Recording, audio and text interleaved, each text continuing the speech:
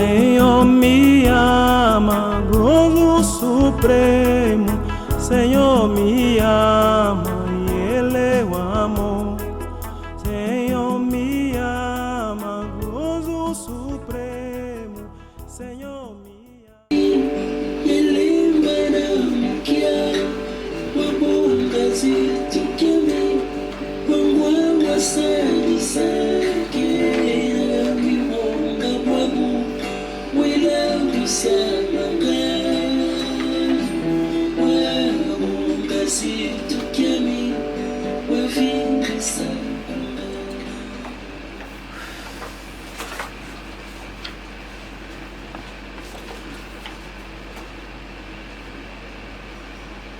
Que Deus abençoe a todos. Ete Nzambe apambula banso. Hoje é sábado. Lelo ezali mokolo na poso. E estamos a continuar o nosso tema. Tozali kokoba na motu ya likia na biso. Provas, Mimekano, tentações masenginya, e maldições. pe bilakeli mabe. Provas, tentações e maldições. Mimekano, masenginya, pe bilakeli mabe. Falamos que são três palavras semelhantes, mas não são a mesma coisa. Tolobaki ete maloba yango ezali maloba esala lokola ekokana kasi nzoka ekokana te. Quase a mesma coisa, Esala neti penza ekokana. mas não é. Nzoka ezali akokokana te. Se você não entende a diferença, Soki yo oleki na kososola bokeseni na yango te, vai sempre a começar a confundir. okobanda ntango nyonso komikotisa na mobulu. Está nas provas, está a dizer que sou maldito. Okutami na mimekano yo kobenga yango olakelami mabe. Estás maldito, está a dizer que prova, não vale a pena, prova, não vale a pena. Olakelami mabe nde okoleka koloba ete ozwi pena mimekano. Mimekano ngai mimekano. Esses dias prova não vale a pena. Mikolo miyepenza na mekami kolemba te. Afinal, você está maldito mesmo. Nzoka yo penza osili kolakelama mabe penza. Agora, Sikoyo, você é obrigado a entender cada palavra e pôr do seu lugar. osengeli lotomo oleka na kososola liloba moko na yango pe oyeba kotia yango na esika na yango ebongi. E por isso, a primeira parte, Yango wana na etape ya liboso falamos tolobaki ete sobre as provas. Isso foi domingo. tolobelaki na ntina na mimekano wana ezalaki mokolo na eyenga. O que são provas? Nini yango mimekano? Provas são exame da fé. Mimekano eyaka pona koyeba soki ozali na ngwi na kondima tote. O próprio Deus quer saber. Ye moko Nzambe alingi ayeba. Ele, quando anda te abençoar, estava a dizer glória a Deus. Igreja não falta. Yo tango Nzambe apambolaka yo olobaka ete Nzambe akumisama na yango na mayanga ni ozangaka te. Olha a alegria na tua vida. Tala esengo oyo wapi na bomoi na yo. Mas Deus quer saber também, bom, e quando vai lhe faltar, Ele vai fazer como? Nde nsima na Nzambe kopambola yo amonaki esengo na yo sikoyo alingi ayeba soki alongoli loboko sikoyo koloba nini. Você lhe ama por interesse? Olingaka ye pona mileki. Quando te abençoa, amém. Quando não quer mais, você vira as costas. Tango apambolaka yo lobaka ezala bongo siko tango aboyi kopambola yo opesake mokongo. Deus quer saber. Nzambe alingi ayeba. Et pour ça, les preuves sont importantes. Yango wana mimekano ezalaka makambo ya dina penza. E obrigatório você tem que ser provado porque Deus quer que você vence para ir no céu. Pelo tomo yo osengeli olingolingate olekela na mimekano. Pona sima mimekano nekuna yo okozwa esika penza na lola kuna.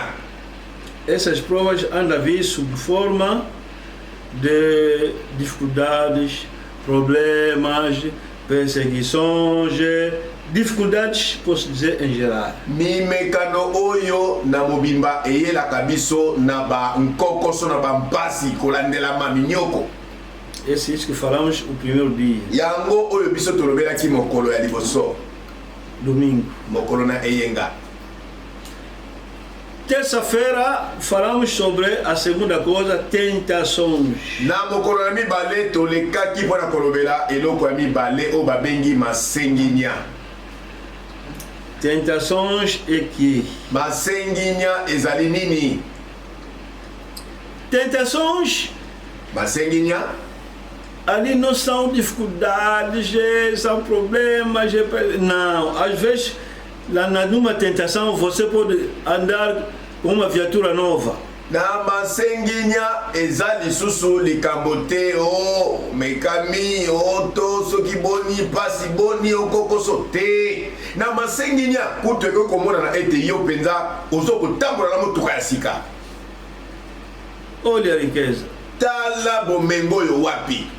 Provas, tentação é o diabo quer te fazer cair no pecado. Nzoka masenginya ezali epai wapi zabolo ayaka penza ilulu kwa kweso na lisumu.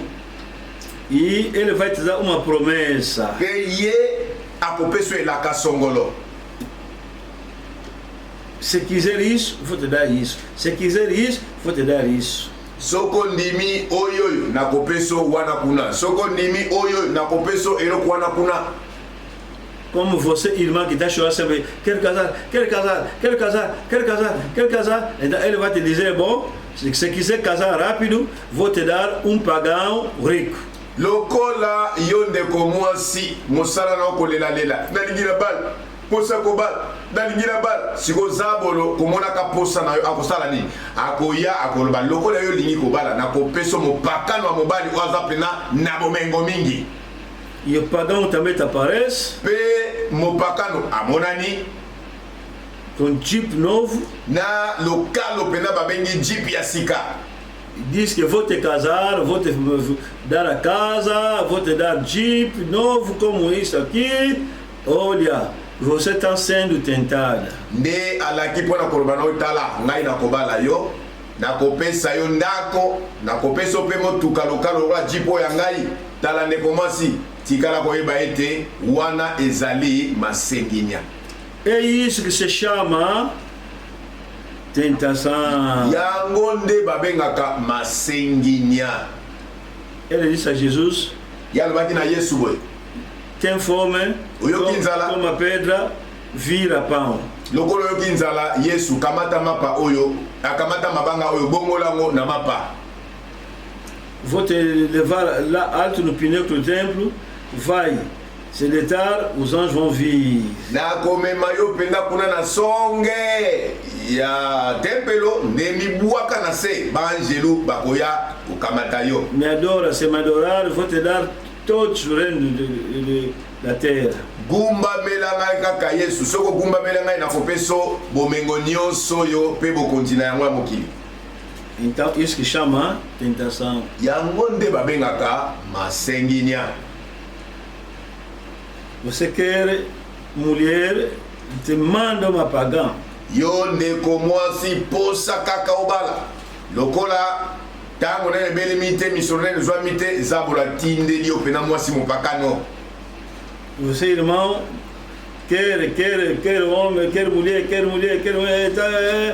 te manda uma falsa irmã para se deitar a ti. Yo ndeko mobali posa kaka obala ena lingi kobala na lingi mwasi zabolo wa ebi posa na akotinde lo mwasi penza oyo azali ndeko ya lokuta po akwea na yo. já que é uma tentação, ela vai mesmo se oferecer, mesmo, vai ver mesmo que aqui a facilidade de fazer como quiser. A tentação é essa. Lokola ezali penza posa motema na yo. Zabola kokota na mwasi wana to na mobali wana akoya pena komitika po amikaba pena ye moko epai na yo. Yango ne babenga kama senginya. Razão por qual yango nentina a Bíblia está dizendo que se você está sendo tentado, não começa a dizer que é Deus, é a tua própria cobiça. Bibile elobi boye. Soki osengi nyami elobi te ke nzambe asengini na yo. Kosengi nyama na yo wana eyaka na nzela ya bilulela na yo moko. Isso que falamos terça-feira. Yango nde tolobaki mokolo ya mibale. Esse foi ponto 2. Oyo ezalaki etape ya mibale. Ponto 3. Siko etape ya misato. Continuamos sobre a tentação, mas de uma outra forma. To kobi na ntina na masenginya kasi na lolenge na ngo mosusu. A tentação tem uma outra forma. Masenginya ezali pe na lolenge mosusu na yango. Alguém vai te provocar. Moto songolo ayepena ko kana yo. Tá te ofender. Azali ko finga yo. Como Simei. Lokola Simi. Tá ofender David, tá lhe brincar, tá lhe...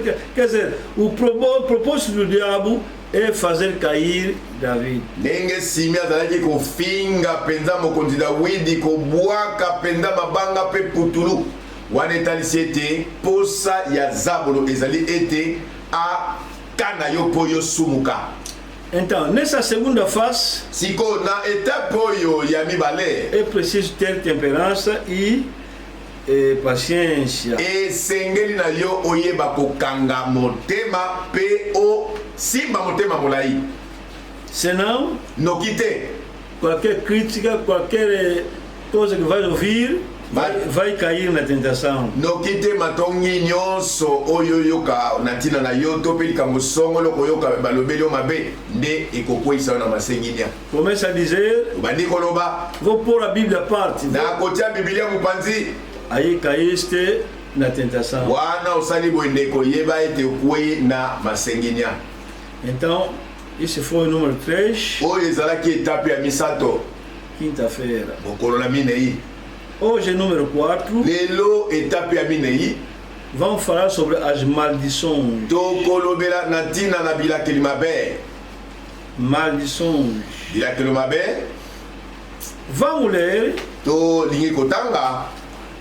Gênesis 13. Genèse mokapona zomi na misato.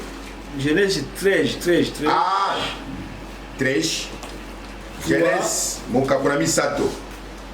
3. Misato. De 14 até 19. E nzela zomi na minei ti zomi na libwa. Gênesis 3. Genèse mokapona misato.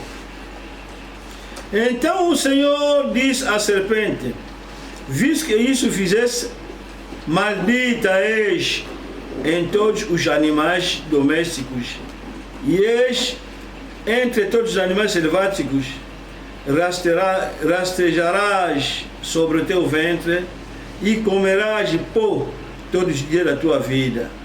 Porém, inimizade entre ti e a mulher, entre a tua descendência e o seu descendente, este te ferirá a cabeça e tu lhe ferirás o calcanhar. E a mulher diz: multiplicarei sobremodo os sofrimentos da tua gravidez, em meio de dores darás à luz filhos, o teu desejo será para o teu marido, e ele te governará. E Adão disse: visto que atendeste à voz da tua mulher e comeste da árvore que eu te ordenara, não comesses, maldita é a terra por tua causa, em fadigas obterás dela o sustento durante os dias da tua vida. Ele produzirá também cardos e abrolhos, e comerás a erva do campo.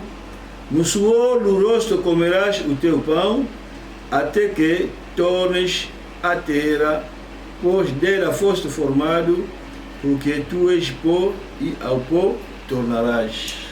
Bongo Yahweh Nzambe alobelaki nyoka ete mpo ete yo osali likambo oyo olakami mabe na koleka bibwele yonso mpe nyama na lisobe yonso, okotambola na libumu na yo mpe okolia mabele mikolo yonso na bomoi na yo, nakotia mpe lukunya kati na yo mpe mwasi kati na libota na yo mpe libota na ye, ye mpe akotuta moto na yo mpe okoswa litindi na ye.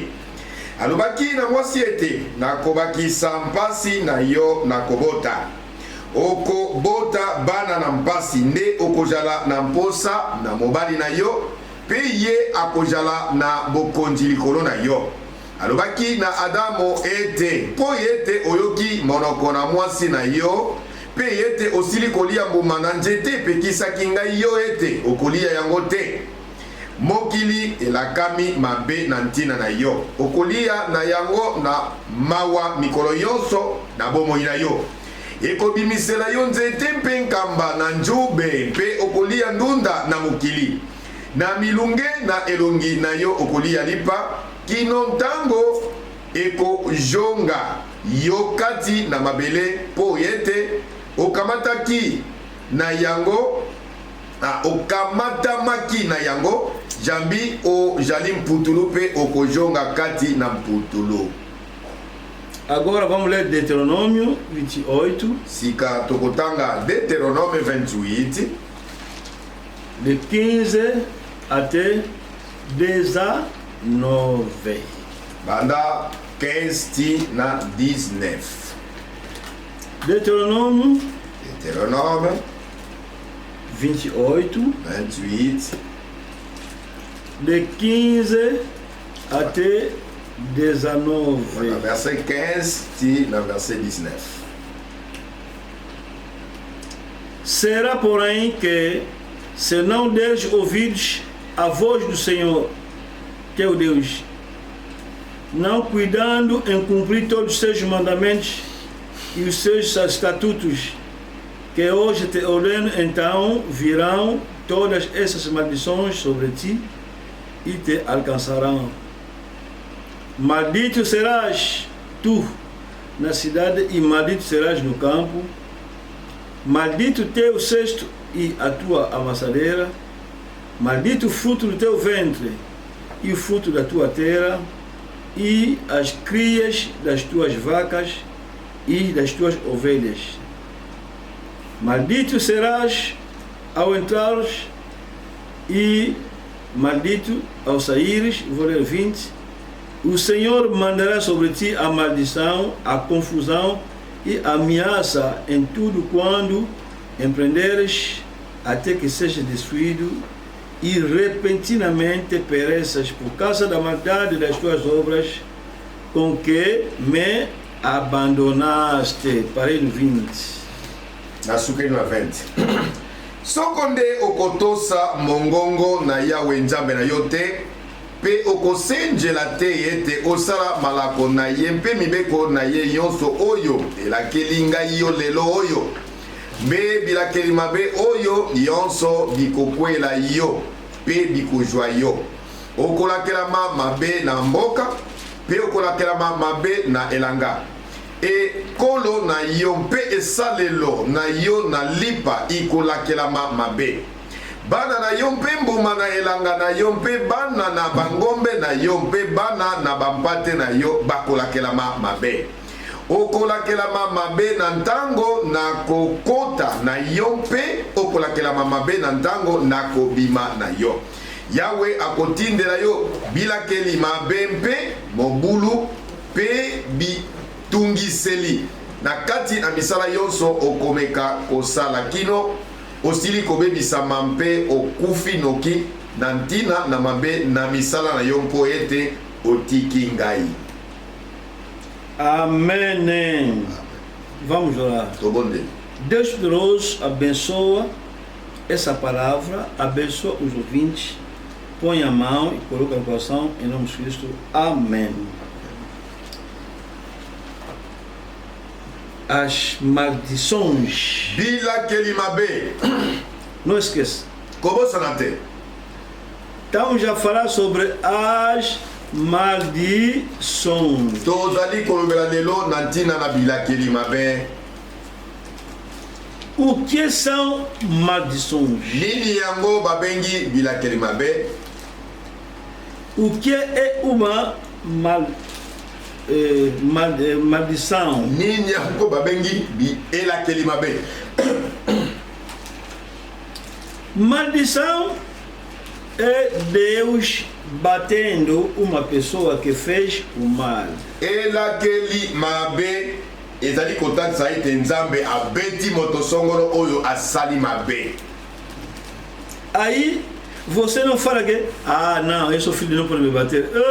Afinal, é você mesmo que vai ter chapada mesmo, porque você é filho dele. Kuna ezali likambo te yo milongola koloba ete ngai nazali mwana Nzambe, Nzambe akolakanga mabe te kebaka kutu moto nde akozwa penda ebotu penda ya solo ya Nzambe ezali yo mpo ozali mwana na ye.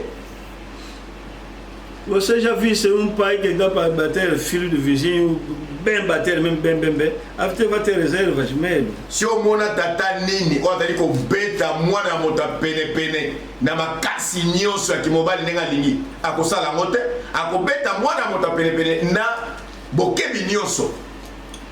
Vai ter reservas. Esengeli abeta ye na mayele na bokebi. Você, yo oyokaka te mwa egogo.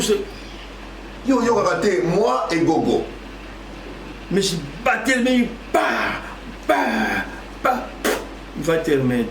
Po abeta mwana ya moto pene na ndenge esengeli kobeta mwana ye moko te, esengeli abanga po aza mwana ya bato.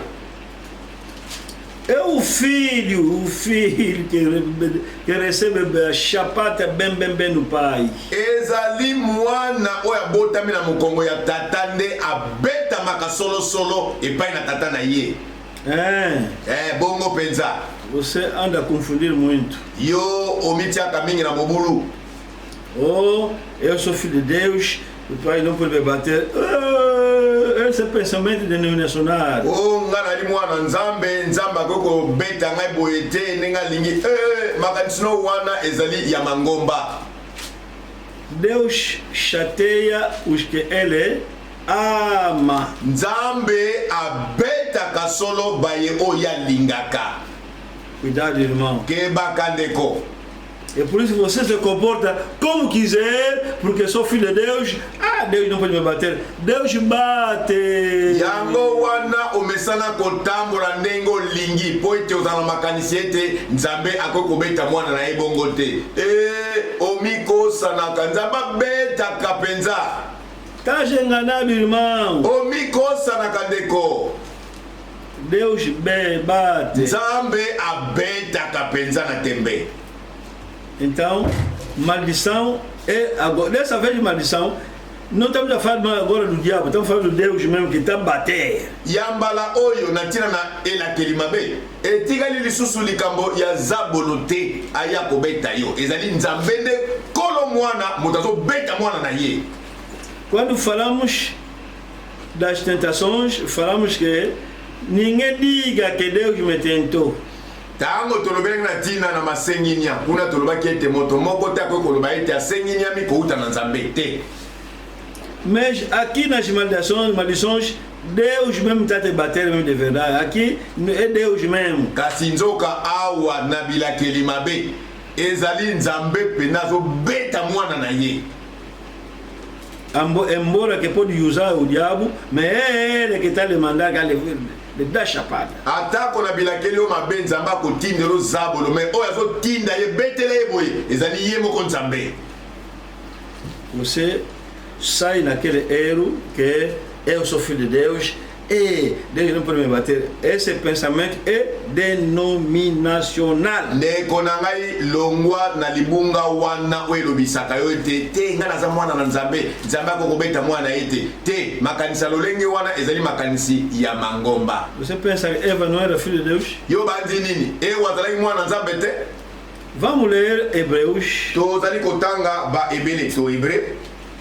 Antes de continuar, Yambo tokoba. Vamos ler Hebreus capítulo 12, tokotanga Hébreu chapitre 12 de 5 banda verset 5 até 8. ti na verset Tá 8. continuar, mas bom, se continuarmos por muito, ou até podemos parar, cortar no 10. tokokoba to soki mpe koleka mingi mpona kotanga tokosukela na 10.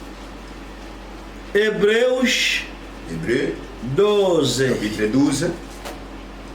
Hebreus Hébreu 12. chapitre 12. Vamos iniciar no que? No 5. tozobanda wapi na eteni na mitano E vamos parar no 10. tokosukisela na eteni na 10. Vou ler 5. naotanga na verset 5.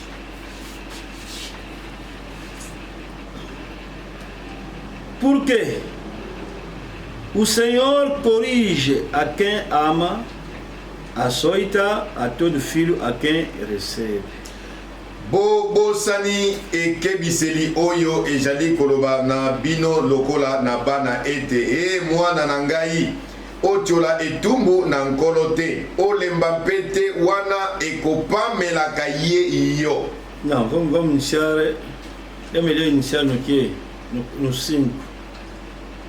Aqui é 6, hein? Vamos iniciar no 5. Estás esquecidos da exortação que, como a filhos, discorre convosco, filho meu, não menosprezes a correção que vem do Senhor, nem desmaies quando por ele é reprovado. Já? Ah. Porque o Senhor corrige a quem ama e açoita a todo filho e a quem recebe. Agora, para mim aqui é 7, vou ler agora. É para a disciplina que perseverais. Deus vos trata como filhos, pois que filho há o que pai não corrige? Escuta bem. Jamais nkolo akopesaka bitumbu epai na baoyo akolingaka bango, akobetaka mwana na mwana baoyo ye akoyambaka bango.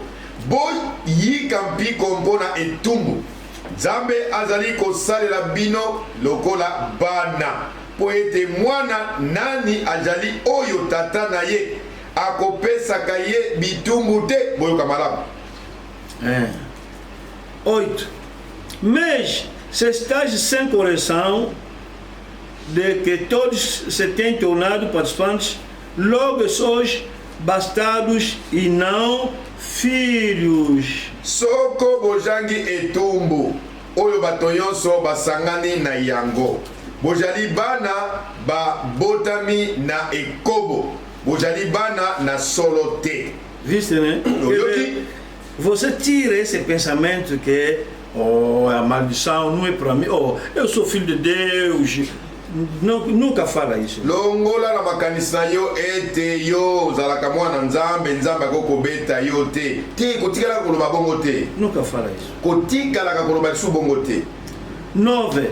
Além disso, tínhamos os nossos pais, segundo a carne, esse é o exemplo da carne agora, que nos corrigiam e os respeitávamos.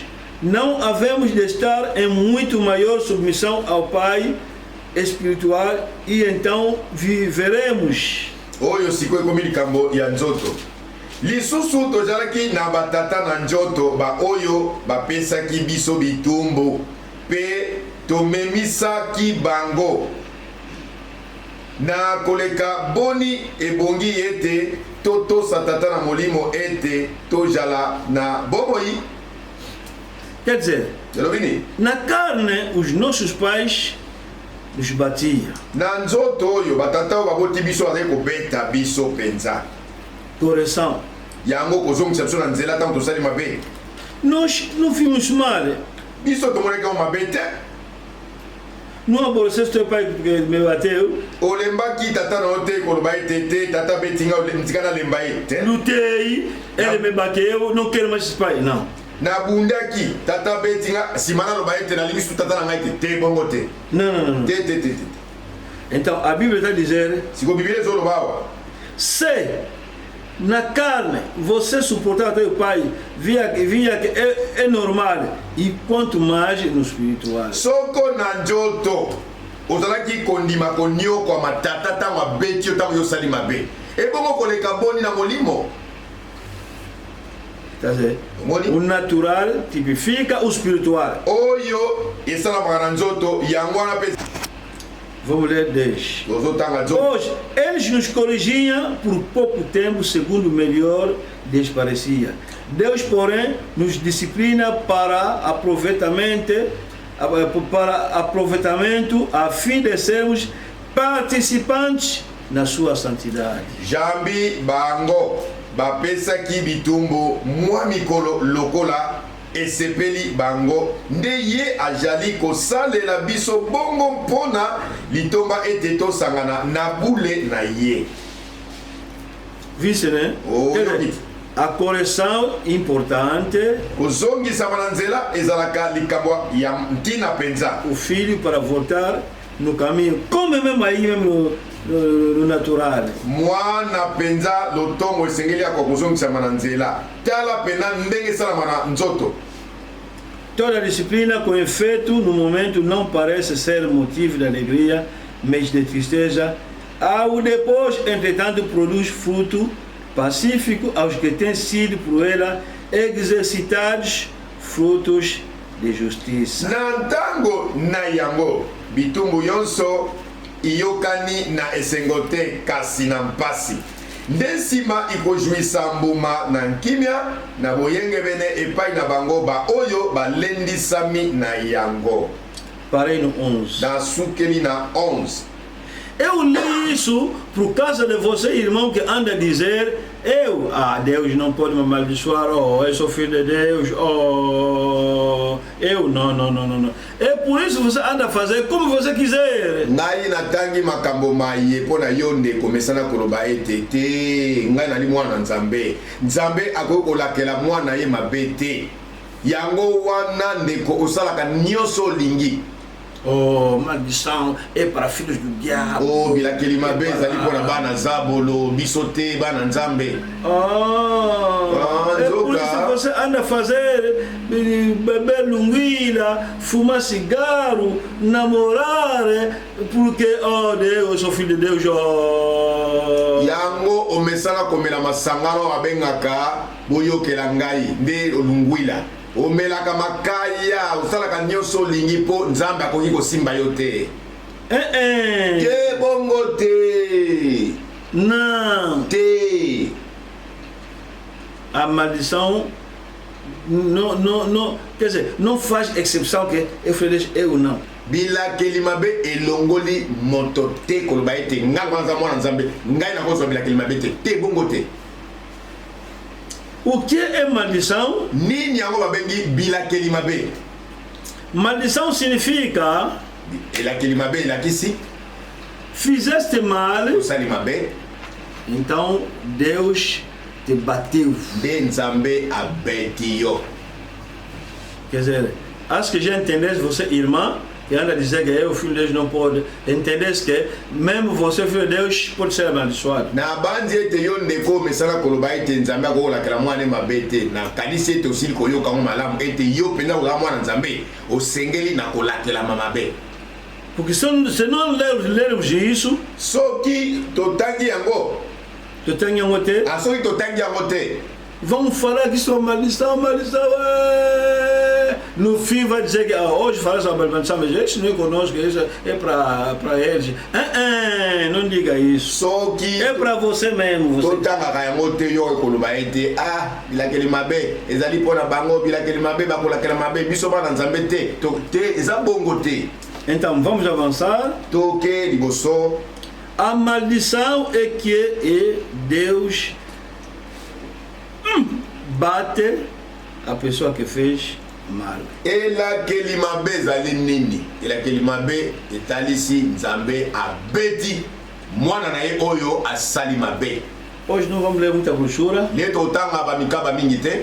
Só vamos ler para um só. Totanga ka moko. Les esprits séducteurs. Os espíritos sedutores. Prêché le 24 mois 55. Pregado dia 24 de julho de 1955. Paragraphe 67. Parágrafo 67. Les esprits séducteurs. Os espíritos sedutores. Prêché Pregada le 24 mois 55. dia 24 de julho de 1955. Paragraphe 67. Parágrafo 67. Mais Michel a dit, Mas Miqueia disse: je vais vous dire où est votre problème. eu quero vos dizer onde está o vosso problema. Amen. Il a dit, j'ai eu une vision. Amen. Ele disse: eu tive uma visão. Amém. Il a dit, et j'ai vu Dieu assis sur son trône. Ele disse: eu vi Deus assentando no seu trono. J'ai vu l'armée du ciel qui se tenait auprès de lui. Eu vi o exército do céu que estava ao lado dele. Et nous savons que la parole de Dieu a prononcé des malédictions sur cet homme. E nós sabemos que a palavra de Deus pronunciou maldições sobre este homem. Ta frère do Acabe. Awa Michel Azor Blantina na Alaba to Akabe. Acabe aqui. Awa Lobeli Nantina na Akabe. La parole de Dieu a prononcé des malédictions sur cet homme à cause de la façon dont il s'est conduit. A palavra de Deus anunciou maldições para com este homem por causa do jeito que ele se comportou. Anunciou que Alobaki a nini? palavra de Deus anunciou que Liloba Nzambe lobaki nini? les malédictions, Bilakeli mabe. malédictions. Bilakeli mabe. Pourquoi? Pourquoi? Porque por nini? À cause de la façon dont il s'est conduit. Por causa da forma ou do jeito que ele se comportou. Officiellement, Oyokinde como assim? est-ce que Chama malédissant? Yango nde babengaka elakeli mabe. Alguém se conduit mal. Moto songolo atamboli mabe. Seja filho de Deus. Ezala mwana na Nzambe. Insistir nessa parte. Nazobeta sete na etenyoyo. Que insistir nessa parte. Nazobeta sete na etenyoyo. Porque o diabo colocou na mente de muitos filhos de Deus. Ozabolo akamati na makanti ya bana na Nzambe mingi atie bango. Oh, eu sou filho de Deus. Onga na mwana Nzambe. Oh, eu sou filho de Deus. Ana mwana Nzambe. Não. Te. Não. Te. Se se comportar mal, Soko tamboli mabe. vai ouvir a ira de Deus. Okomona nkanda ya Nzambe. Seja filho de Deus. Ozala ke oza mwana Nzambe. Ok, acho que irmã já entendesse bem agora. Na bandi etene ko mwasi ososoli pena malamu sika. Quer dizer, aqui Michel está a falar que aqui não se cita o nome de Elias, mas está a falar de Elias. Elias pronunciou maldições nesse homem à cause de la façon qu'il s'est conduit, por causa da sua má conduta. Aqui está falando da má conduta. Awa Mikeya azali kolobela na ntina na makambo Elia alobaki me aba komi Elia te.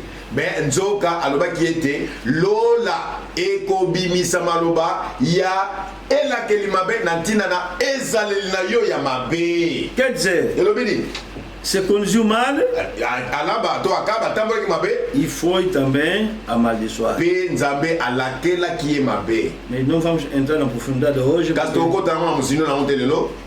Tempo está a andar, tem uns exemplos aqui a ler, são eventos importantes aqui a ler. Po makamba kotanga to bandaki ezali ebele kolandela ntango tokwa kotanga pena nyonso te ya mokaba. Por isso falei que hoje não vamos ler muita brochura. Yango nde eloko nalobaki ete lelo totanga mikaba mingi te. Então, maldição significa você fizesse mal e Deus ficou zangado. Olha, elakeli mabe elakisi ete yo osali mabe songolo Nzambe asepeli te asiliki ale kamata nkuba. se Ele Deus pode mandar os demônios para te atacar. Ya solo yazali nzambe. Akoki kotindela bademo na po ete baya kokanela yo mpenza. Não diga, não é demônio, sim, mas quem vai lhe mandar é Deus. Koloba te ete eza na nzambe te eza bademo. Ebongo nani apesi bango mitindo baya kobeta yo. Ezali nzambe te. Bate. Beta ye. Depois começa a te bater. Nde nsima bademo na bakomi kolumba yo mpenza nkuba. Quer dizer, você, irmão, yo ndeko mobali ndeko mwasi.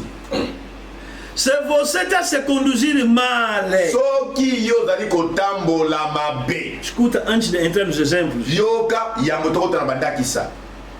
Se você está se conduzir mal, soki yo ozali kotambola mabe, e agora ver dificuldades, nde sika okomi komona bampasi songolo, não diga que sou provado. koloba te ke engai na mekami, Estás enganado. okosami. Só aquele que está vivendo bem como Jó, kaka ye oyo wana azali kobika kobanga nzambe lokola yobo, homem íntegro, direito, moto sembo alima liboso na nzambe, até Deus está lhe louvar. kutu nzambe azalaki kokumisa yobo. É essa pessoa que vai dizer que estou sem subir provas. Nde moto ya boye nde akoki koloba engai nazali komekama. Vou dar um exemplo. Nazopesa ndakisa moko. Malaquias 3. Malaki na misato. Vou dar um exemplo. Nakopesa ndakisa moko. Malaquias 3. Malaki na mokapo na misato. Antes de entrar nos exemplos. Ya moto leka na kokota na bandakisa. Malaquias 3. Malaki mokapo na misato. 7. Você vê, já viste? Pode ler. Eteli na sambo. Longwa na mikolo na batata na bino. Bopengwi na malako na ngai pe bobateli yango te. Bobutwa epai na ngai pe ngai na kobutwa epai na bino. Yawe na Biblia alobi bongo kasi bokolobaka ete tokobutwa boni. Continua. Moto akoyiba nde epai na nzambe po ete bino bokoyiba epai na ngai. Nde bolobi ete toyibeli yo na nzela nini? Na nzela na makabo na nzomi mpe na meka. Continua. Bolakela bi mabe na elakeli jambi. Bolakela bi mabe pona nini bopesa kabadimi te. Sois amaldiçoado por que razão? Porque você não dizimam. Ouviste, irmão? Neko mobali oyoki, neko mwasi oyoki. Desde os dias dos vossos pais, vos desviasseis dos meus estatutos e não os guardasseis, tornai-vos para mim e eu me tornarei para vós outros, diz o Senhor dos Exércitos. Mas vós dizeis, em que havemos de tornar? Roubará o homem a Deus? Todavia vós me roubais e dizeis, em que te roubamos? Nos dízimos e nas ofertas.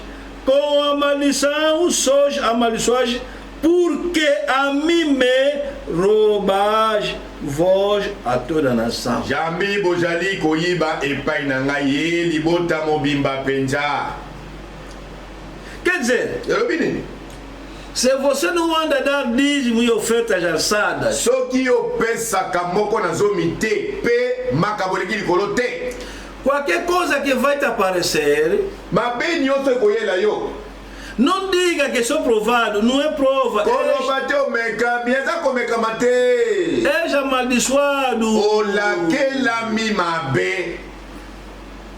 Quem vai dizer que é prova? Aquele que é fiel nos dízimos e oferta, mas negócio chumbou, acabou, contentor virou, isso se repetiu 2, 3 vezes. É essa pessoa que pode dizer que isso nas provas. Moto nini osengeli na koloba ete ngai na mekami mapasi oboye ezali oyo wana futaka penza moko na zomi na epe makabo kasi misala na ye mombongo na ezotambola so malamu te bacontener kobaluka penza biloko ebebi plus de 3 fois nde moto azaka sembo liboso ya nzambe akoki koloba ete ngai nazomekama penza. Dízimo, não paga. Sikoyo moko na zomi ofutaka te. Oferta sana, sempre esquece. Makabo eleki likolo kutu obosana na tembe. Outras ofertas, mesmo se der, mas com murmúrio. Makabo moso etikali ata kopesaka na yo kasi na koyimayima. A igreja não tem uns bom. Essa igreja também toda vez é dinheiro. Toda vez é dinheiro. Também demais. Gerador. Qual é a gerador? Convenção é preciso dinheiro. Convenção. Qual é a convenção? Viatura. Viatura do pastor. Qual é a viatura? Mas dízimo. Se gosto mogo na zona. Uma pessoa assim será amaldiçoada. Moto ya boye akola que la mama be pensa. Porque Deus gosta oferta com alegria. Nzambe alinga ka motoyo akabela kaina esengo. Isso vamos falar isso outra vez. Oi, tu olhamos como sus. Uma outra vez. Tu olhamos une certaine fois. Como sustentar mal a obra de Deus. Esse é um outro tema que vamos falar. Nini ko soutenir ma be mosala nzambe. Wale uza motu ya litia mosusu un jour. Pessoa que anda dar dízimo todos os dias mês não sabe que afinal não anda dar porque murmuro é demais. Bato penda bafuta kamoko na zompe makaboleki likolo. Nzoka ndenge bazana tellement balobaka na ko yima nzambe pe ako sunga bango te ata moke. Você pode ir comer na casa do teu vizinho. Yo penza okoki kolia na mesa ya moto penepene ndako na yo. Fosse comer lá pela primeira vez. Okenda kolia kuna pona mbala liboso. Tá te dá comida, tá murmurar. Azo peso biloko me azo landelo maloba mina kaka. Vocês também sempre 2 horas nas casas de pessoas. Tá aqui feijão. Come 12 heures lo baliaka biloko midi yo nyosukara na ndako na yango mina kaka. Não vai conseguir comer isso. Na tango mutalobino boina kana bandi kolia te. Deixa só. Ndeo koloba na na monitika kaka na olia te. Outro dia 2 horas não irá mais lá. Na kanisi 12 heures mkolomso okenete. Esse vídeo sei lá vai pensar que comida. É isso. O kanisa voisin oso na ke kuna 12 heures kanisa na ke kolia. Ya monde ko bana o kanisa. Isso é outro dia. O exame como sus. Aqui está se falar que Israel foi amaldiçoado porque não dava mais dízimo e no 10 está escrito que trazei todos os dízimos à casa de tesouro. Awa ndelobe eloba minatina Israel wela alakela makima bepo avec ofuta sumo kwa zomite. Ndena iteni na zomi nzamba lobi na bango bo mema na ndako ya libomba misolo na ngai ya moko na zomi.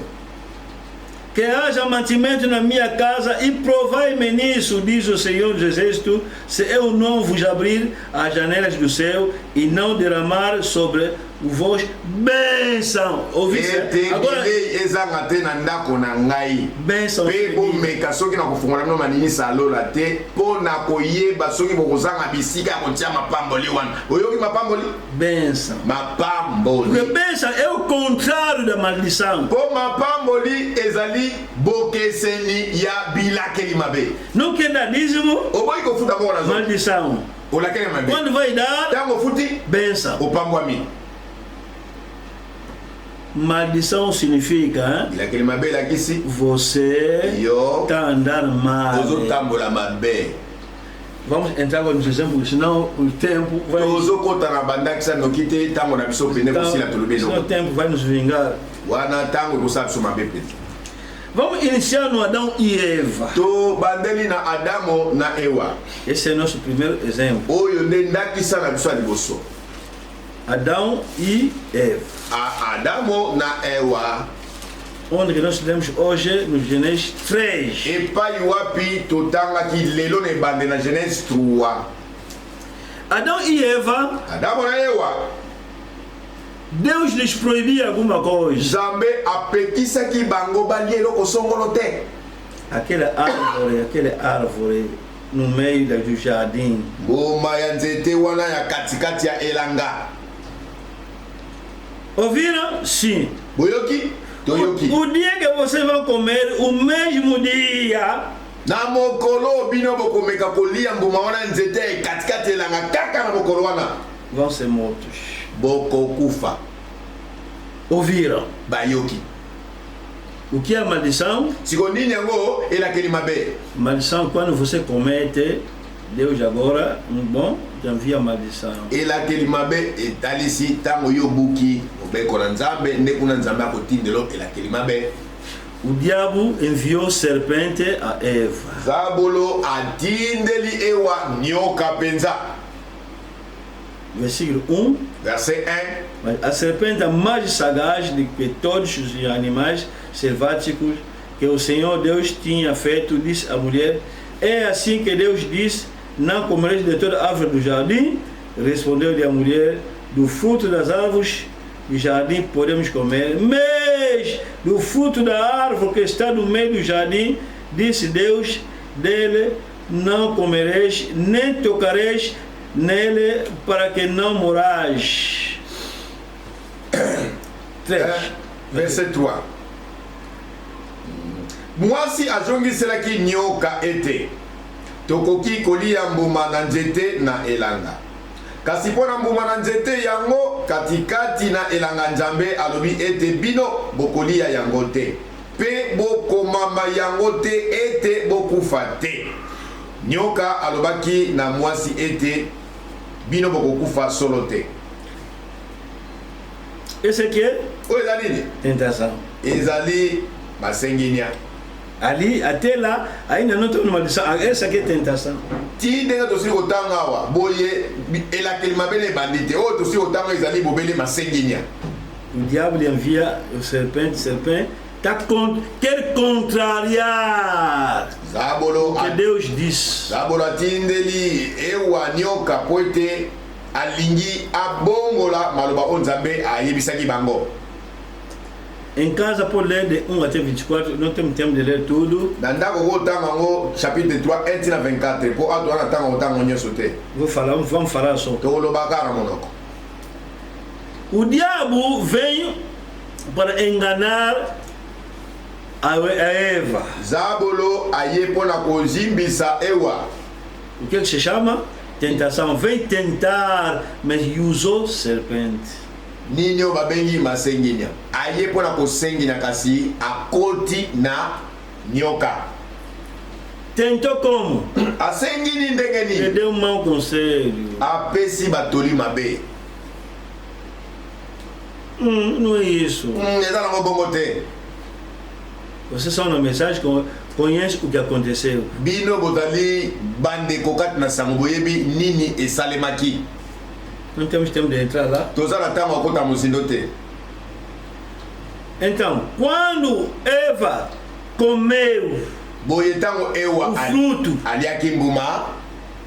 no versículo 6 está escrito: vendo a mulher que a árvore era boa para se comer, agradável aos olhos, e a árvore desejável para dar entendimento, tomou-lhe fruto e comeu, e deu também ao marido, e ele comeu. Na verset 6 ekomama boye. Emonaki mwasi ete nzete ezalaki malamu na kolia mpe kitoko na miso mpe ete nzete yango ezalaki malamu mpona kojipola bososoli na moto.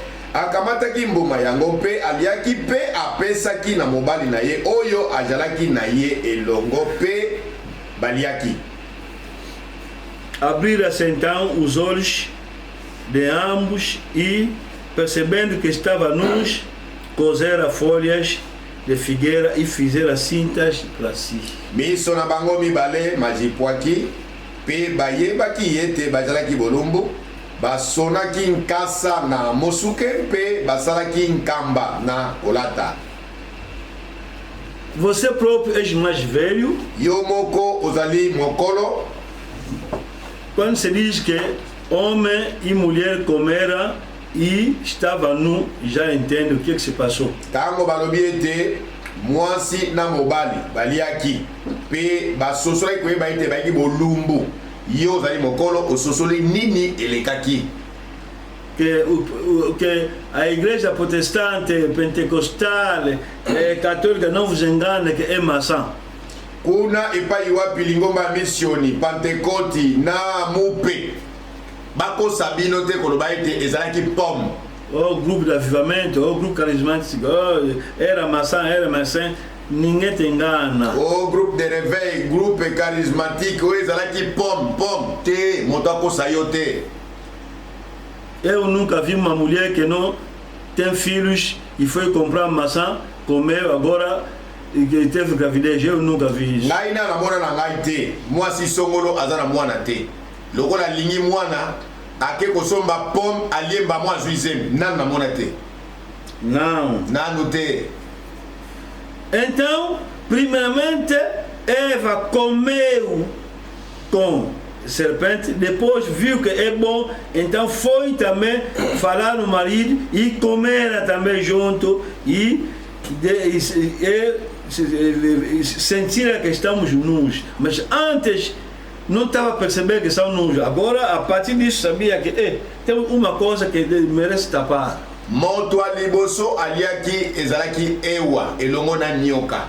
Detango aliaki amona ki ete ezipolaki penda mayele na ito pe misu na kene pe pa mobali na ye pe alakisaki pe mobali pe aliaki. Nde sima kosisa bango kolia bayi kosula ete bali bolumbu nde balukaki nkasa bazipa nzoto. Quando ouvir a voz do Senhor Deus que andava no jardim pela viração do dia, escondera-se na presença do Senhor Deus, o homem e sua mulher por entre as árvores do jardim. Bayokaki mpe mongongo na Yawe Nzambe etambolaki ye na elanga na mpokwa bongo mobali na mwasi na ye bami bombaki na elongi na Yawe Nzambe kati na nzete na elanga. Por que foram se esconder? Pona nini ete Adamu na Ewa bakele komi bomba?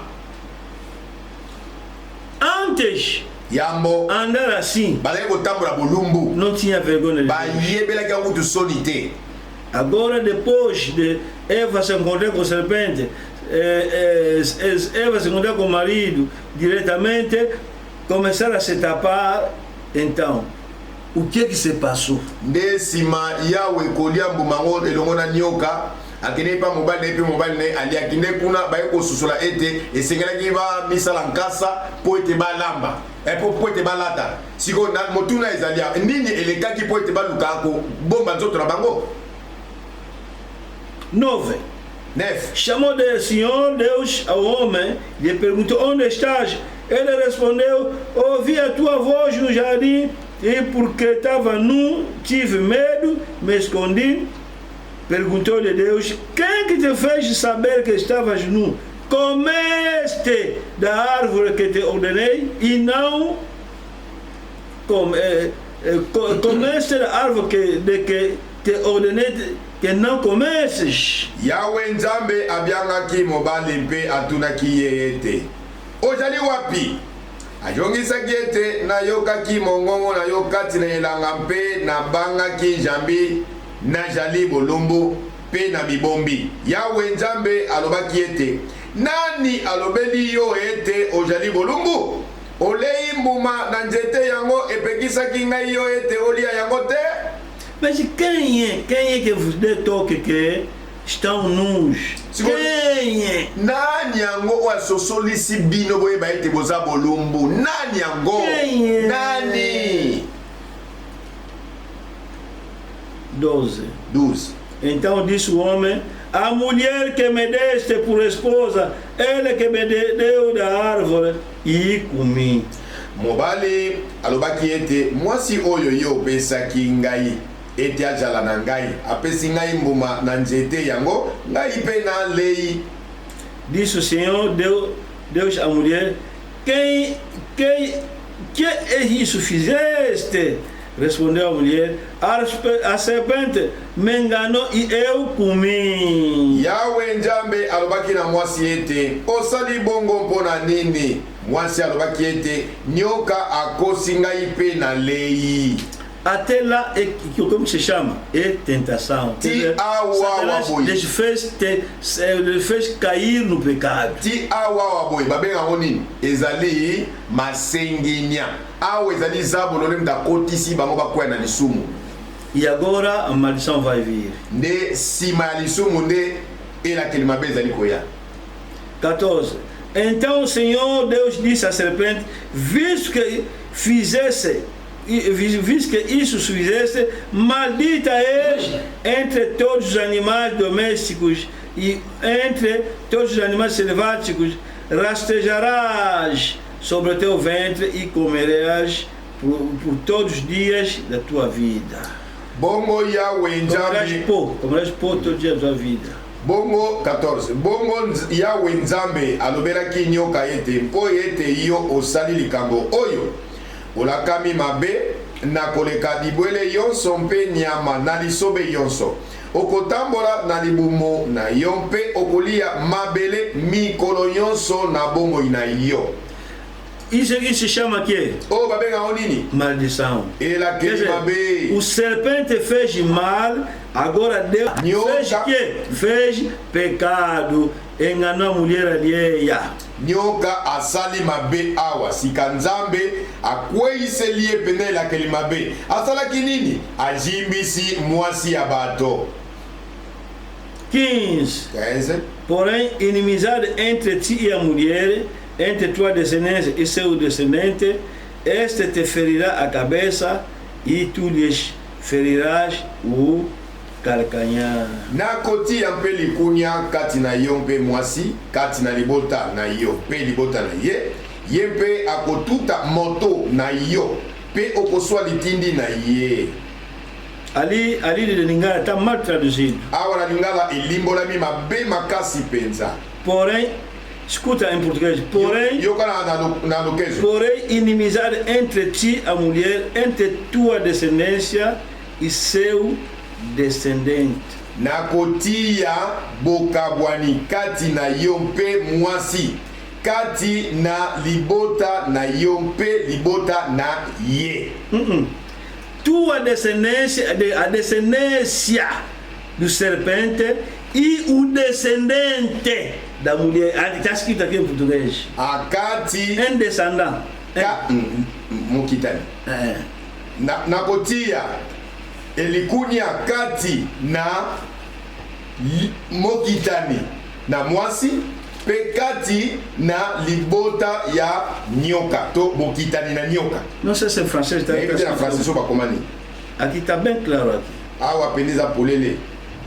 A descendência mokitani do français, lê.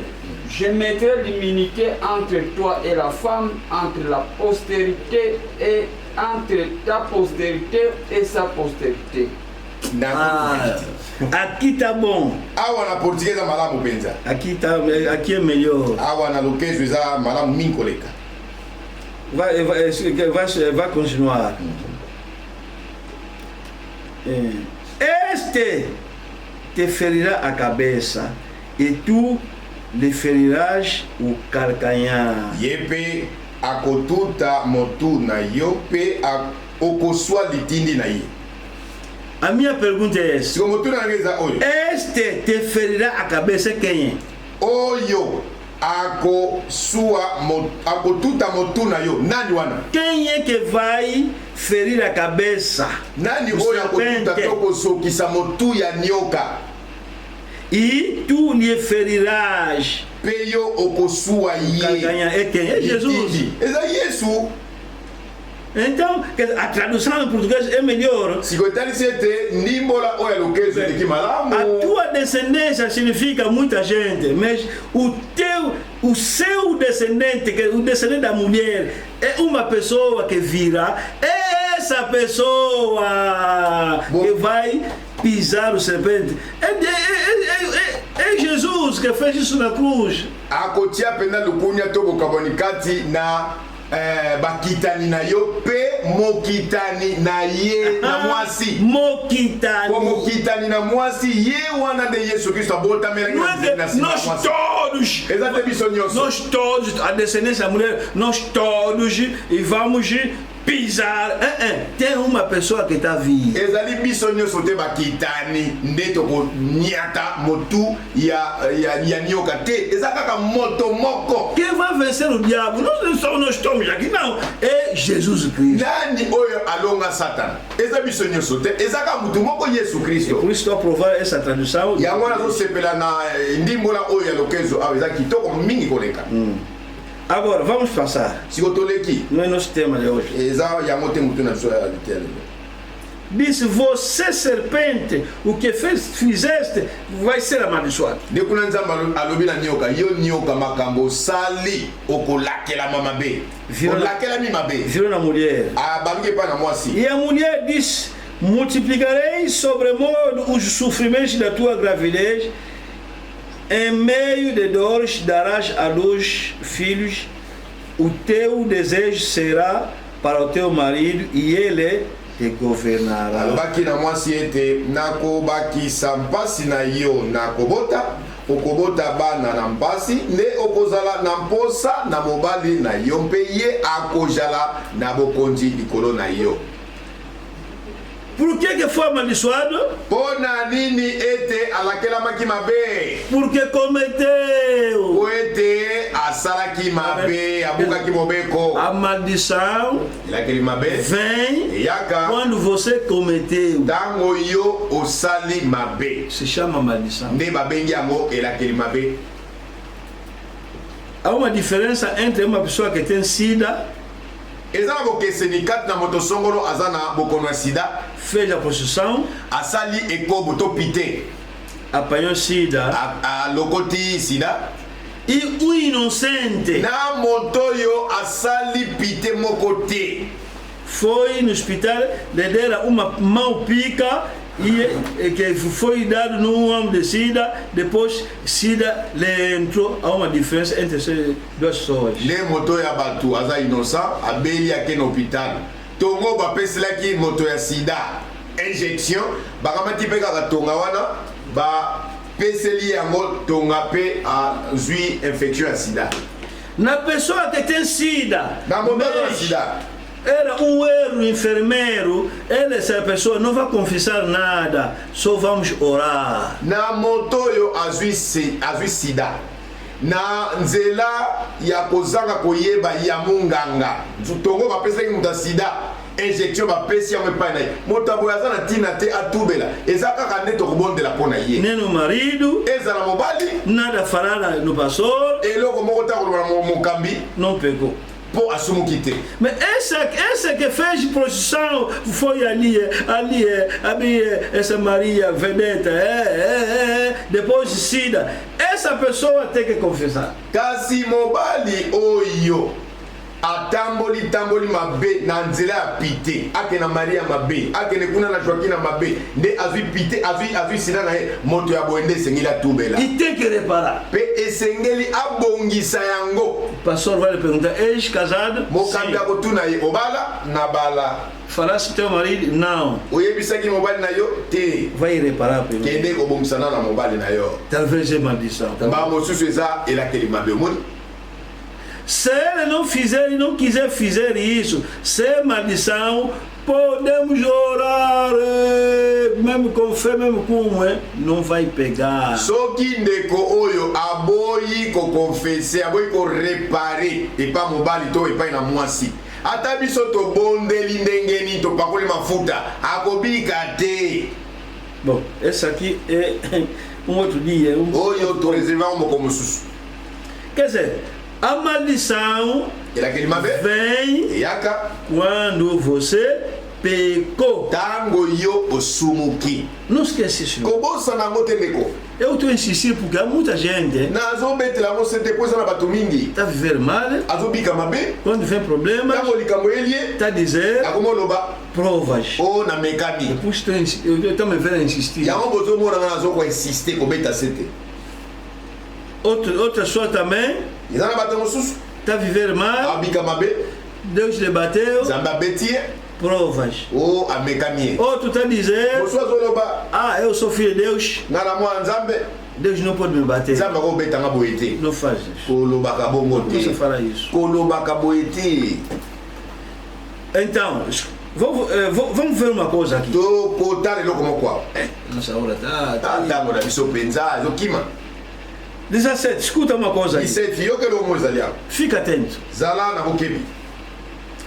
E Adão disse: visto que atendeste a voz, escuta, atendeste a voz da tua mulher e comeste da árvore que eu te ordenara, não começas, maldita é atera.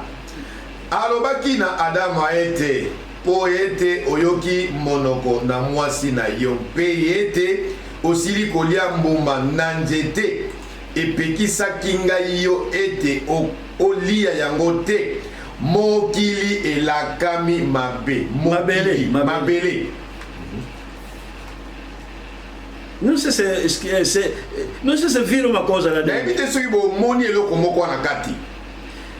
Quando maldição serpente vai começar a rastejar. Quando maldição mulher vai ser dominada e vai ter filho com dificuldade. Mas quando chegou na vez de Adão, diz que a terra será amaldiçoada. Sima ya nyoka kolakela mamabe nde akome kotambola na libumu pe kolia putulo. Sima na mwasi kolakela mamabe nde azwaki zemi pe kobotele komaki na pasi. Kasi tango kome pa mobali nde na esika ete mobali alakela mamabe ba lakeli mabele mabe. Mas na mulher foi dito, vai ter gravidez com dificuldade e a partir de hoje o marido vai te dominar. Quer dizer, antes era igual, agora vai te dominar. Mas chega no marido, diz, a terra vai ser amaldiçoada. E pai na moasi, si mané kondima koyoka nyoka, nde akomaki kobota na pasi, pe mobali na ye akomaki kokonza ye. Etalisi ete yambo mobali akonza ye bazalaki ndenge moko. Kasi tango ekomi epa na mobali, na esika ete mobali alakela mabe nde mabele balakeli yango mabe. Quem é que pode nos explicar essa coisa aqui? Nani akoko limbolela biso eloko yoboye? Quem? Nani? É apóstolo Paulo. Ezali Thomas Paulo. 1 Timóteo 2. 1 Timothée 2. De 11 até 15. Verset 11 tina 15. Vamos pedir ajuda no Paulo. Tokosenga lisungi na Thomas Paulo. 1 Timóteo 1 Timothée 2. Chapitre 2. De 11 até 15. Na verset 11 tina verset 15. A mulher aprenda em silêncio com toda a submissão. Tika ete mwasi ayekola na kimia na botosi yonso. E não permite que a mulher ensine nem exerça a autoridade de homem, esteja porém em silêncio. Nandimite ete mwasi alakisa soko ete ajala na bokonzi likolo na babali kasi ete ajala na kimia. Onde que Paulo está falando, onde que nós lemos aí que a partir de hoje vai ter dores de sofrimento, mas o marido te governará. Kuna ipai watu siko tanga ete na kobota na yo mwasi sima koyoka nyoka ekokoma na mpasi pe bokonzi na nyonso eleke pa mobali na baposa na nyonso ebaluke pa mobali pe mobali abana kokonza yo. Agora aqui Paulo está dizendo que já que é assim, então não pode ter que escutar instrução com calma, com silêncio, não pode ensinar. Dekuna Paulo alobi awa lokola bokonzi na yo babotola ngo epai na mobali etalisi ete yo zwi ndingisa ya kolakisa mibali te me soko sosoli ete eloko moko songo na eklezia kende kotuna epa mobali na yo na kimia nyonso. Mas a nossa pergunta, kasi botuna na biso ezali por que quando chegou a vez do Adão, Deus falou da terra. A terra, todo mundo anda a sofrer a terra. Mesmo a mulher também, quando cultiva, anda a sofrer. Mesmo o serpente, quando anda a rastejar, se a terra está mal, anda a sofrer. Todo mundo sofre da terra. Mas porque na vez do Adão está falando da terra? Quer dizer, de uma outra forma, podemos dizer que não recebeu maldição? Pona kotala awa na tango ekomi epa na mobali na Adamu nde ekomaki ete mabele elakela maki mabe nde kuna emonanaka ezala ye moko nyoka na kotambola mabele yango anyokwamaka mwasi meme so azosala bilanga anyokwamaka ezala soki nani anyokwamaka na kotala mpenza boye seke mobali Adamu asalaki eloko mabe te. Vamos ler. Tokotanga. Porque primeiro foi formado Adão, depois Eva, e Adão não foi iludido, mas a mulher sendo enganada caiu intransgressão. Não falou que caíram, mas caiu. A mulher caiu em transgressão. Quem caiu na transgressão é a mulher, mas não foi dito o homem. Oya kuya aqui na lisumo ezalaki mwasi kasi ezalaki mobali te. Lê isso. Não estou ligando aí. 2:14. Adama mpe ajimbisami te kasi mwasi ajimbisami mpe akwei na lisumu. Quem foi enganada e pecou é Eva. Nani ajimbisama Quem que fez pecar? Serpente. Ezalaki mwasi. Nani asumukisaki ye? Ezalaki nyoka. Caiu em transgressão. Ao invés de falar caíram, não, caiu no singular. Akweyaki na lisumu. Nesika ete nzambe aloba bakweyaki, mais eza ye nde moto akweyaki mwasi. Não, Paulo tem razão. Paulo alongi na ye. Você se dormir com a tua mulher, pecaste? Soki yo nde kobala mwasi na yo, okei na mwasi na yo, osumuki? Você sair na tua mulher. Ainda mais Deus te deu essa mulher. Você foste nela. O que pana ye? Pecaste? Osumuki? Tá vendo que Paulo tem razão, né? Moni ete Paulo alongi? Paulo tem razão? Paulo alongi? E por isso foi amaldiçoada a terra. Yangonde mabele ilakela maki mabe. 15. Todavia será preservada através da sua missão de mãe, se ela permanecer em fé, amor, santificação, com bom senso. De mwasi akobika, na nzela na kobota ba na soko akuumela, na kondima mpe na bolingo mpe na bule esika moko na makanisi malamu. Então não diga que Deus é injusto mesmo. Koloba te nzambe azanga sembo, nzambe azanga sembo. Ainda mais é justo. Kutu koleka nzambe pena za sembo. Seguiu caso por caso. Alandeli likambo na likambo. Iniciou no serpente. Abandeli na nyoka. Essa aqui. Yo oyo. Foi dormir mulher ali. Ok, kokwera mwasa mninga. Entrou na Eva. Akeipa mwasi ewa. Essa aqui. Oyo cometeu adultério porque o serpente não é marido dele. Asali kobo na nyoka azaki mobali na yete.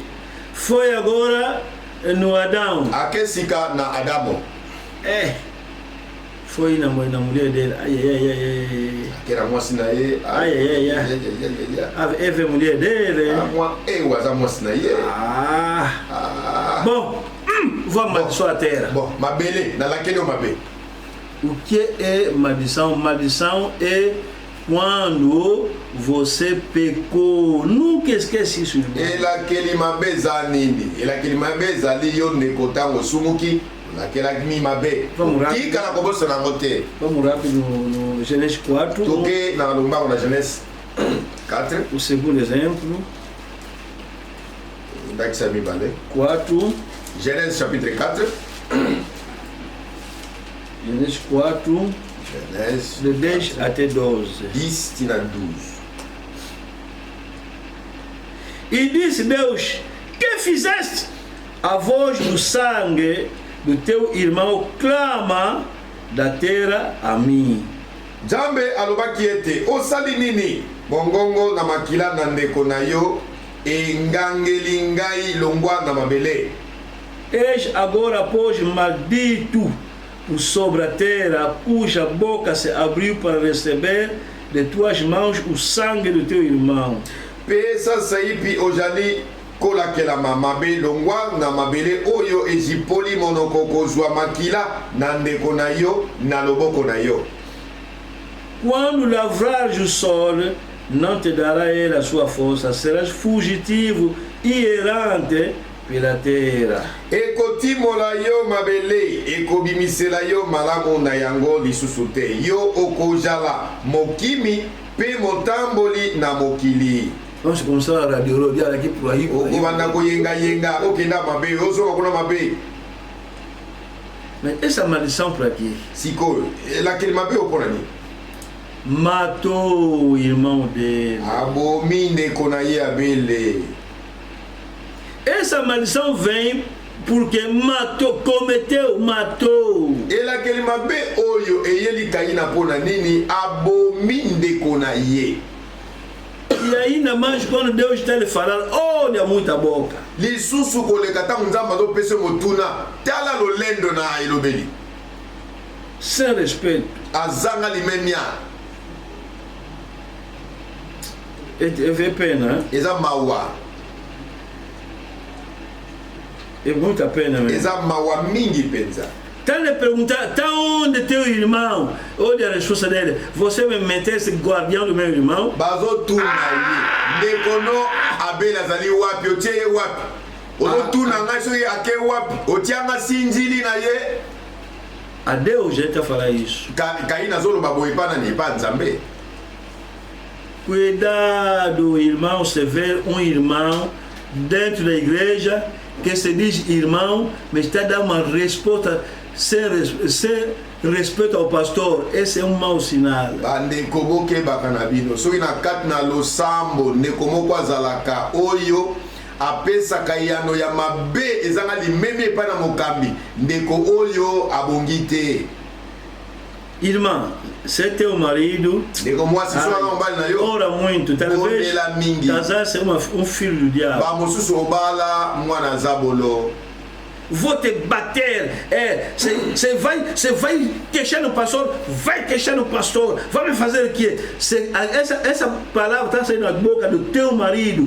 Cuidado, talvez você está nas mãos de um filho do diabo. Nakobeta yo, nakobeta bien penza, même que funa ba pasteur, nakobeta bo pasteur sala ngani.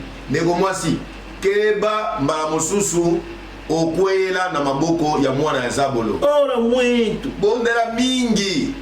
Deus é capaz de lhe retirar e te dar um filho de Deus. Zamba kana makokia kolonga na mobali o mwana na zabolo apeso mwana ya nzambe. Bom, vou falar isso para o pastor. Fala. Na olobango pa mukabia loba na yoba. Pastor Deus, ele quer. Mukabia ne nzambe azana. Vamos fazer o quê? Asala ngani? O teu marido é esse aqui. Mobali no nzoka seri azala oyo. Ei! Ora muito. Bondela mingi. Talvez bamosusu foi casado num filho do diabo. Okine kobala mwana na zabolo. Talvez. Mara mosusu. Mas ora só. Kasi bondela kaka. Ser filho de Deus. So kaza mwana nzambe. Para ser libertado. Nzambe akobongola elobeli wana. Esse tipo de atitude na Bíblia, quem iniciou é Caim. Lolenge oyo na Biblia, nani abandaki ko lobela boye ndezaki Kaina. Vamos ler isso. 4:9. Disse o Senhor a Caim: onde está Abel teu irmão? Ele respondeu: não sei a casa, sou o tutor do meu irmão. Yahweh alobelaki Kaina ete wapi ndeko na yo Abele. Yempe alobaki ete ngai na ibite ngai na jalinde mobateli na ndeko na ngai. Hein? Vamos ler isso em francês. Nazotanga na français. L'Éternel dit à Caïn: où est ton frère? Il répondit: je ne sais pas. Suis-je le gardien de mon frère? Caim, onde puseste o teu irmão? Eu não sei. Você me puseste como sentinela dele? Esse é teu marido que você casou? Se o pai onde começou a falar, numa reunião da igreja, na liquitação ya eclésia, dentro da igreja de Deus, na kati ya eclésia ya Nzambe, o irmão se levanta, começa a mostrar dedo no pastor. Eko songolo atelemia como laksa mokambi musapi. Irmãos, bandeko, o vosso irmão é esse mesmo. Ndeko na bilo pena ugenelo la yeo. É esse. Yeo pena. Cuidado, é talvez você tem um filho do diabo no meio do voio. Ozana ndeko mo mwana zabo na kati na bilo. Pastor, com toda a ousadia. É terrível. Exato. Não sei se vão acabar de Esse é Caim. Oyo de Caína. Foi amaldiçoado. Porque matou. Porani abomaki. Vamos rapidamente. Genèse 9. Genèse 9. Genèse 9. Genèse 9. de 18 à 27. 18 ti na 26. Outro exemplo que diz Takisa que mosusu a maldição vem quando alguém fez alguma coisa. oyo elobi ete elakeli mabe yaka ntango moto songolo asali eloko ya mabe. Esse exemplo que estamos a dar para você entender bem. bandakisa oyo tokopesa ngo mpo ete yo oleka na kosusula malamu mpenza. Eva foi amaldiçoada, ewa alakelamaki mabe é filho de Deus. aza mwana nzambe. Caim foi amaldiçoado, kaini alakele mabe é filho do diabo. mwana zabolo. Tá vendo? Quer dizer, aqui não há separatismo. Awa é Esse é para política. eles. Não. awa eponi te o mpo na bango bana satana te. Cuidado. kebaka. Gênesis 9, Genèse chapitre 9. os filhos de Noé que saíram da arca foram Sem, Cam e Jafé. Cam é o pai de Canaã. bana babali na noa baoyo babimaki na masuwa bazalaki semi mpe ama mpe yefete. ama azalaki tata na kanana. São eles os 3 filhos de Noé e deles se provou toda a terra. E se povoou toda a terra. baoyo misato bazalaki bana babali na noa mpe bango bazalaki bankoko na bato nyonso na mokili. Sendo Noé lavrador, passou a plantar uma vinha, bebendo do vinho, embriagou-se e se pôs nu dentro da sua tenda. noa azalaki motimoli na mabele na liboso mpe akonaki elanga na nzete na vinyo. Noé bebeu, embriagou-se. amelaki vinyo mpe alangwaki masanga. Cam, pai de Canaã, vendo a nudez do pai, fez-o saber fora a seus 2 irmãos. ama tata na kanana amonaki bolumbu na tata na ye mpe alobaki na bandeko na ye babali likambo yango. Então Sem e Jafé tomaram uma capa, puseram sobre os próprios ombros de ambos e andando de costas, rostos desviados, cobriram a nudez do pai sem aviso. bongo Semi na Yefete bakamataki elamba mpe batiaki yango na mabeka na bango mpe batambolaki na nsima mpe babombaki bolumbu na tata na bango. bilongi na bango italaki epai mosusu. Despertando Noé do seu vinho, soube o que lhe fizera o filho mais moço. wana elongwaki noa na kolangwa masanga mpe eyebaki ye likambo esalaki mwana na ye. E disse: Maldito seja Canaã, seja servo dos seus a seus irmãos. alobaki ete kanana alakama mabe akozala mowumbu na bawumbu na bandeko na ye. E ajuntou: Bendito seja o Senhor, Deus de Sem, e Canaã lhe seja servo. alobaki mpe ete tika ete yawe nzambe na Semi asanjolama mpe kanana azala mowumbu na ye. Engrandeça a Deus a Jafé e habite ele nas tendas de Sem, e Canaã lhe seja servo. tika ete nzambe akolisa Yefete mpe ete afanda na ema na Semi mpe ete kanana azala mowumbu na ye. Todo mundo gosta quando vai ter filhos, que seus filhos sejam bons filhos. mo tata nyonso ntango abotaka bana suwe na ye ezalaka ete bana yango bakola malamu baza bato minene. Mas se os filhos você metesse na terra, o primeiro diamber, soki bana oyo boti kulutu na bango ye pena muale, o segundo ya mibale tramanqueiro, gatuno, ye pena moyibi ya roki, o terceiro ya misato lutador, olha feitiço, ye pena nsima bakisi po abetaka bato malamu, a quarta uma prostituta. ya mine mwasi ndumba Vai dizer mwasi que pite. Yo tata koloba nini? ngai malchance Ewe sou praguejado, má sorte. lisumani nezwinga Mas penda. qual é praga essa que eu tive?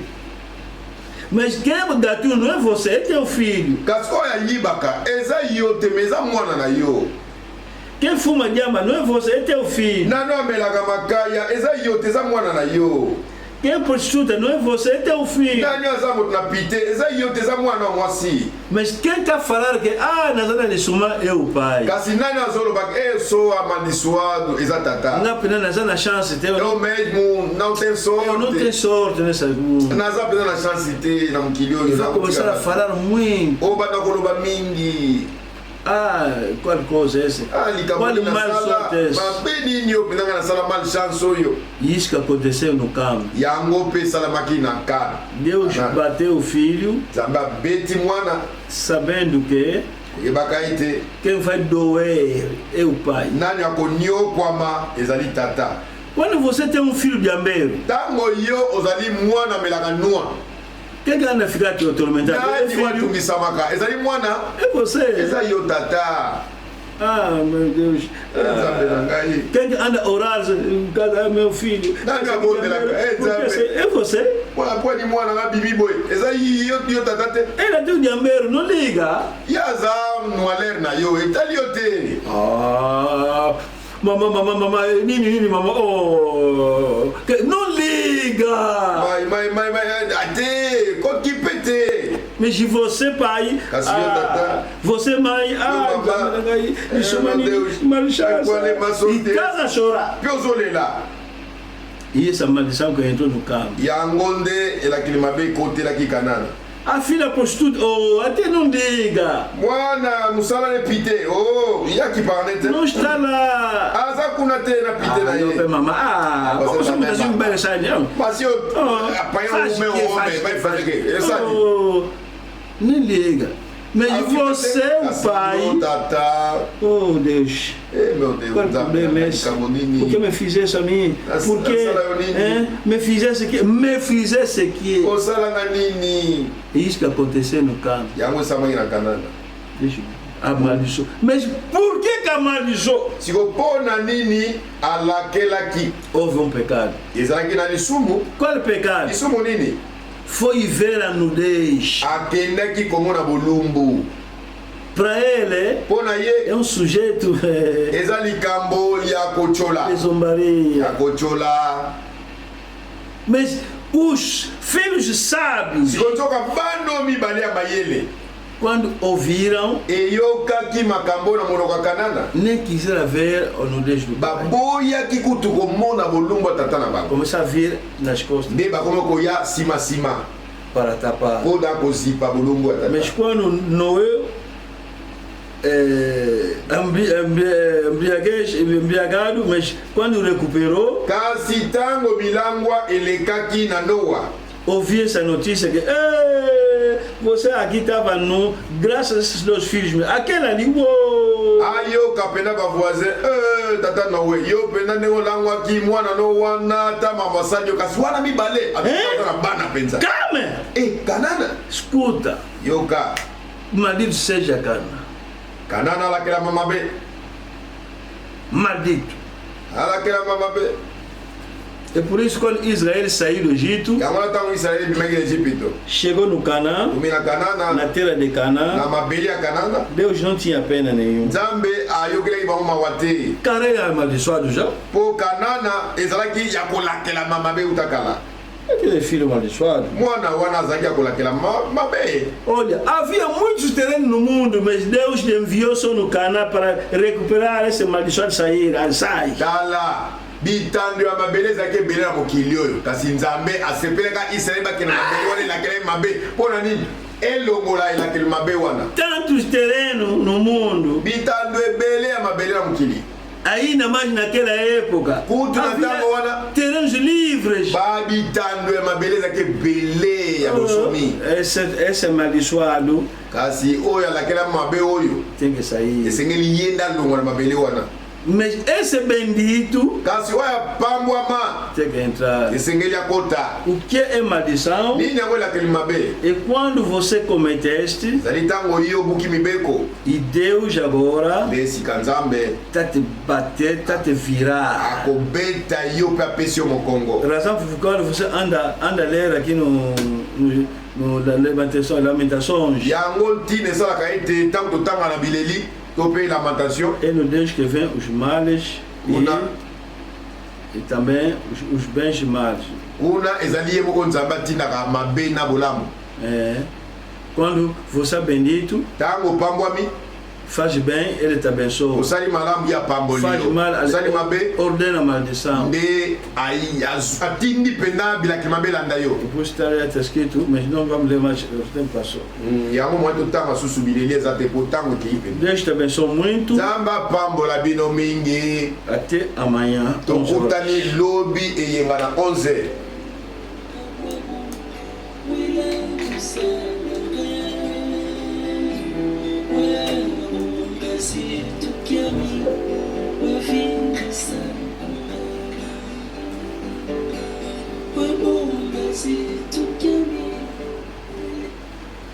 Hoje fomos enterrar o nosso irmão Lando Lema. lelo nde ezalaki mokolo epai tokende kokunda ndeko na biso Kondo Landu Lema.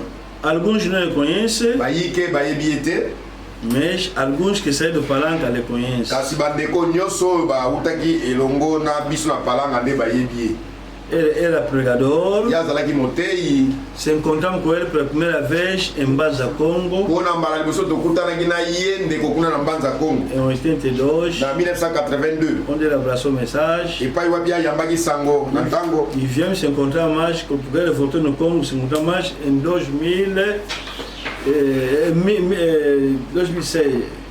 1986. nde kouta ndeko akutaki na Congo toya kokutana lisusu na 1986 awa na Angola. Estava conosco na Palanca azalaki elongo na biso na Palanca e houve confusão mpe mobulu ebimaki kuna e ele foi iniciar obra lá, mpe ye akendeki kobanda na área do Golfo. lingomba mosusu kuna na golf. É uma obra de cerca de 40 pessoas. ezalaki losambo ezalaki mpenza na bato tukumi na ito mpe 40 personnes ezali ti lelo É, 40 personnes os domingos. Os domingos. na mikolo eyenga.